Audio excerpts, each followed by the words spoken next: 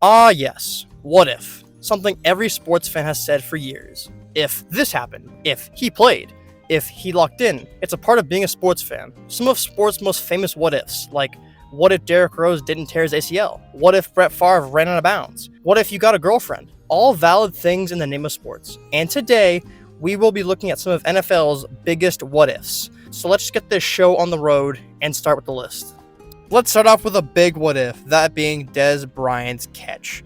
Yes, this is targeted towards you, Cowboys fans. I'm sorry. Now, in today's NFL, the Dez Bryant catch would definitely count as a catch. However, the rules back in 2014 were iffy and weird, and it didn't count as a catch, even though it was clearly obviously a catch. Like, he caught it, and he was down, made a move. I don't know what else you wanted to do. But basically, in the divisional round game, the Packers were up 26-21. It was 4th and 2, 4:40 to go. Tony Romo heaves it to Dez Bryant. He catches it at the 1-yard line. Only one issue, it's not a catch. But it's clearly a catch. So they go to review, and they say it's no catch. The Packers get the ball back. They win the game. The rest is history. Now, what would happen if the Cowboys actually got that catch and they counted it? Well, they beat the 1-yard line, and they have DeMarco Murray, who was statistically the best running back in the league that year. He was going to punch in that touchdown. Now, here's the dilemma we have. The Cowboys have the lead with roughly around 3 minutes to go. Aaron Rodgers has the ball. Do I think Aaron Rodgers is going to be stopped by the Cowboys defense here? No. However, I think that Aaron Rodgers could have made a mistake. Maybe he throws a pick, maybe he gets fumbled, maybe someone fumbles for him. In this scenario, let's just say there's a fumble by Jordy Nelson, Cowboys win, they move on. Guys, as someone who does not like the Cowboys, this team had a very, very good chance at going to the Super Bowl because they were facing the Seattle Seahawks. And as we know, the Seattle Seahawks had a very, very bad game against the Green Bay Packers, and they still managed to win off of fluke circumstances. But if the Cowboys played them, I think the Cowboys would have a way, way better chance than the Green Bay Packers. First of all, they faced the Cowboys that year in Seattle and beat them fair and square. Second of all, Green Bay's issue was Aaron Rodgers was partially hurt, and the run game wasn't the greatest. Now, here's the thing. Tony Romo, as much as he could shit on, was a MVP candidate that year, who beat them that year. And they also had DeMarco Murray, who was arguably the best running back in the league that year. This team matched up well against the Seahawks, and with the Seahawks playing bad in the game, I think the Cowboys beat them, and my God, would we get Cowboys-Patriots Super Bowl. Yes, the Dez Bryant catch, in my opinion, would change this to the Cowboys and Patriots Super Bowl, the saltiest Super Bowl in Super Bowl history. Now when we get here, will the Cowboys win? It's hard to tell, considering once you get to a Super Bowl, all bets are off. It doesn't matter who's playing, both teams have an equal chance of winning. A lot of things happen in the Super Bowl are weird and wonky. But in my opinion, I still think the Patriots would win. So it wouldn't change history too much, but I think in my heart of hearts that if Dez Bryant's catch counted, they would be in the Super Bowl against the New England Patriots, which would be so funny. But enough depressing Cowboy stuff. Let's look at our next entry. That being, what if Andrew Luck hadn't retired?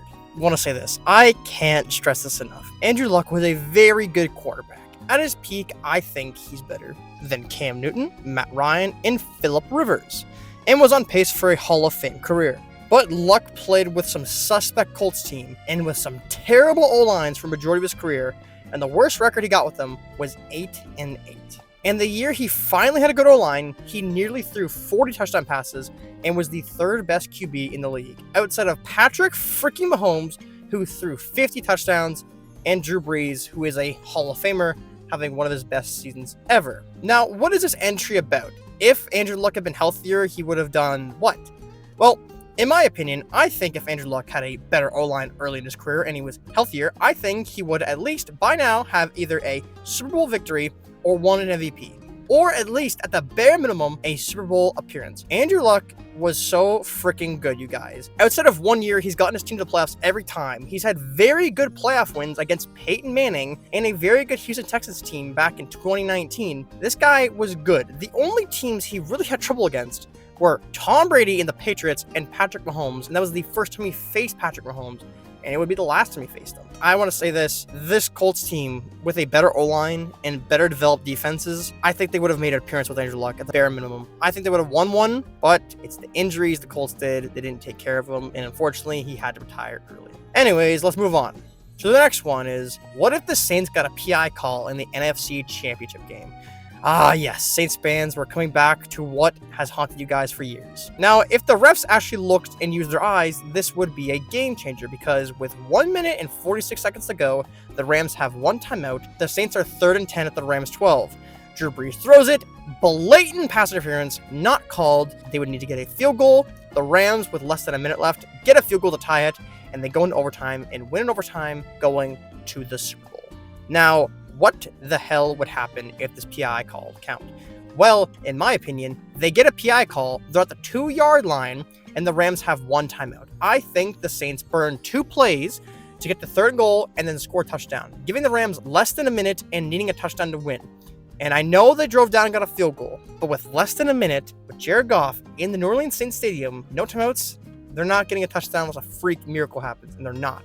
So the Saints would eventually beat the Los Angeles Rams, meaning they would face the New England Patriots in the Super Bowl. Now, we know the Super Bowl was very lackluster and boring as the Rams put up 3 points, the Patriots 13. But the thing with the Patriots is you gotta have some balls when you coach against Belichick. Sean McVay is a much better coach than Doug Peterson. However, Doug Peterson is risky enough to do some crazy-ass plays to beat Bill Belichick. Sean McVay simply wasn't aggressive enough. He needs to be aggressive. Now, who's a coach who's extremely aggressive and might be as aggressive as Doug Peterson and is arguably a better coach than Sean McVay? Oh yeah, Sean Payton, their coach at the time.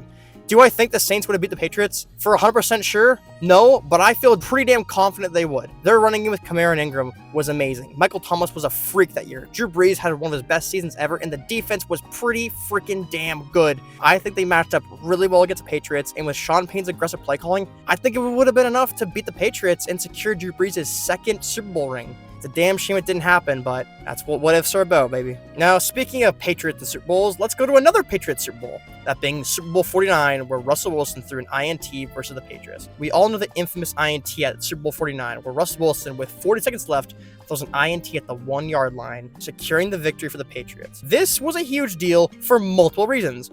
One, if the Seahawks win, they not only win 2, they have won back-to-back, and this would also mean Brady would start his career 3-0, then to go 0-3 in the next 3 Super Bowls. And if this Super Bowl win happens, this was a good game by Russell Wilson until the pick. This could be a case for him to be a first ballot Hall of Famer. Like, a lot of things can change. Maybe he's still on Seattle right now because they win the Super Bowl.